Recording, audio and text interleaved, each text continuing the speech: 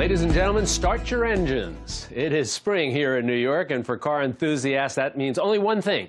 It's time for the New York International Auto Show at the Jacob Javits Center. It's America's most attended auto show, and it's up and running all week long. Joining us to help navigate this year's offerings of hybrids, muscle cars, and the always incredible concept cars of tomorrow is one of our favorites, automotive expert Nick Miles. Nick, welcome to you. Hey, welcome to the Javits Center, where it's all happening. It is, and you know, I've said this before, this is one of the fun events to attend, even if you're not a real car person. There's something very cool about it. But let's start with some of the categories. You're standing in front of the Navigator, one of the big SUVs out there. What are we seeing in terms of SUVs at the car show this year? A lot of big SUVs. Of course, the Navigator we've seen many times in a concept version. Finally, New York is where Lincoln chose to roll out the final version of the SUV. Let me step back so you can actually have a look at it. It is big, and it is what Americans want. This is an all-new design for them, sort of luxurious, spacious, and they're thinking about the family as well, with like 6 USB ports and also 4 12-volt power outlets, so wireless charging,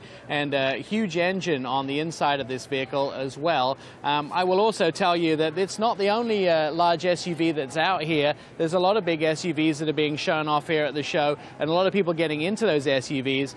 Genesis, they're showing off a brand new version of their GV880. This is sort of a concept version of what you might see coming soon.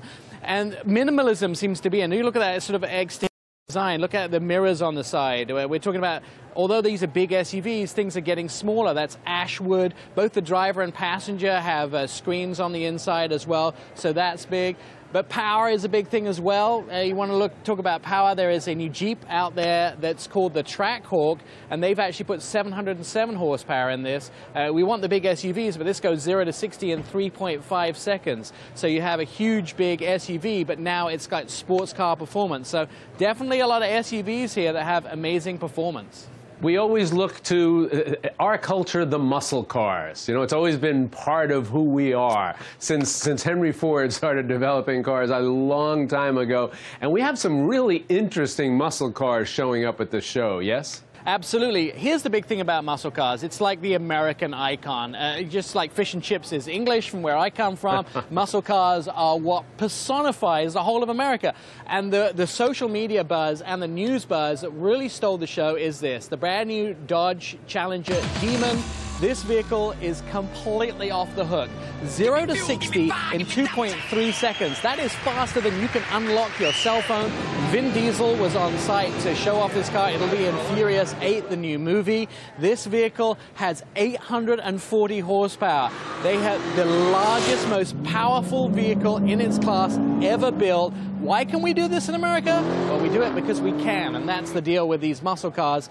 America is muscle cars. When you talk about our love affair with muscle cars, Nick, I saw a statistic that they're only going to make about 3,000 of those Demons, and there's already a flood of orders being delivered. So it sounds like more people want them than are actually going to get them. Right, so we're talking about a price somewhere close to 6 figures. So it's not going to be a cheap vehicle. 3,000 made in the US, 300 of those vehicles are going to be made in Canada, so that's 3,300 only. Now, when they came out with a Hellcat that was kind of the predecessor to this, a different car on the same Challenger platform, but a predecessor, people were able to buy those vehicles off of a lot and sell them within a minute of buying them for $20,000 more than they paid for them. That's how America loves these huge muscle cars. So even though the car might be, let's say, $80,000, $90,000, if you buy one tomorrow, you could probably go out and sell it in New Jersey for $20,000 more than you paid for it. You got more people signing up for them right now after hearing that from you, as a matter of fact. Hey, Nick, one of the things we've been hearing so much about, and I'm wondering if what you have in terms of a presence here, is the notion of the self-driving cars. What are you seeing? So this is a really complicated and long issue. We could, spend at least an hour talking about what's happening with the autonomous cars. We're really 15 years away from having a true autonomous car, but there are cars out there that have some of those autonomous features. I'll give you a perfect example. Kia rolled out a new Rio. Looks like a small little cool hatchback or a small little four sedan, but this is a car that's the very smallest vehicle they can make that has autonomous features in it like full collision stop. So if it knows that you're going to collide with another vehicle, it will actually brake automatically and stop you from the vehicle. So there are, every car coming out today, including things like this Navigator, including like Kia, have these full collision systems in them. The new Hyundai Sonata has a lane departure warning and lane correction system. So these cars have all of this stuff in there, these self-driving things. Where is the self-driving car coming? I think you're going to see at least 15 years until you actually see the self-driving car on the road. Because let's look at some of those facts. 35,000 people every year, unfortunately, lose their lives to road traffic accidents, and we can say that's due to human error.